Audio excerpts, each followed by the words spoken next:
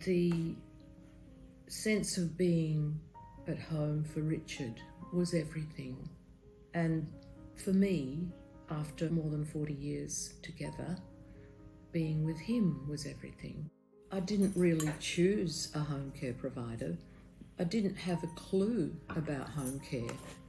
I knew I was overwhelmed with my husband's increasing dementia, deepening dementia, and also his mobility, which was getting worse and worse. So I was looking after a 6'10" gentle giant who was forgetting everything and losing his capacity to walk.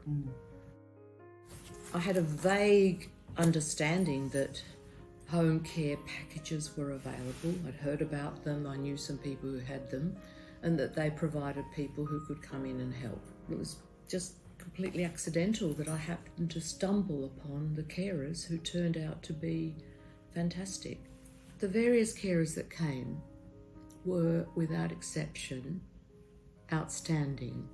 So in my first batch of services, I had a cleaner and some respite for Richard, which meant people could take him out or stay in the house with him while I did other things.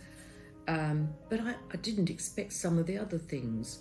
A podiatrist turned up because Richard has had trouble with his feet. Most surprisingly and enchantingly, an artist turned up at the carer's recommendation to do art with him regularly, to sit in his studio. He paints. He painted a lot of paintings around this house. He's a very good artist. He's an architect. And for him, painting was incredibly important. So this person came, and for a long time with his dementia, he believed he was teaching her. She was young and she was inexperienced. And in fact, I think to a certain extent he was. But I didn't need to explain to her that she was giving him therapy. She was a very, very clever, empathetic and lovely woman. And she made him happy. This aging man with dementia was being treasured by someone from the carers. It was lovely. I mean, really, where do you find people like that? Where do the carers find people like that? There were different kinds of ways that I used the carers. So this particular carer that he was very, very fond of just took him out, and I knew he was not just being looked after. He was having a ball. I suppose the best word to describe how I felt when the carers came is space.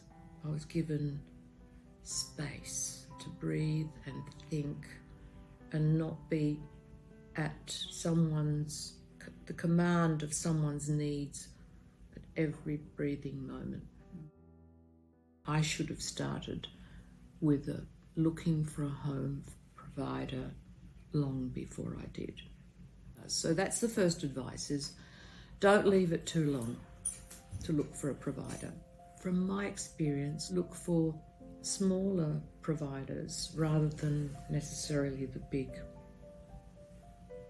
corporate providers, simply because my experience has been that there's a team, and that team has a culture which is very difficult to generate in a very big organisation.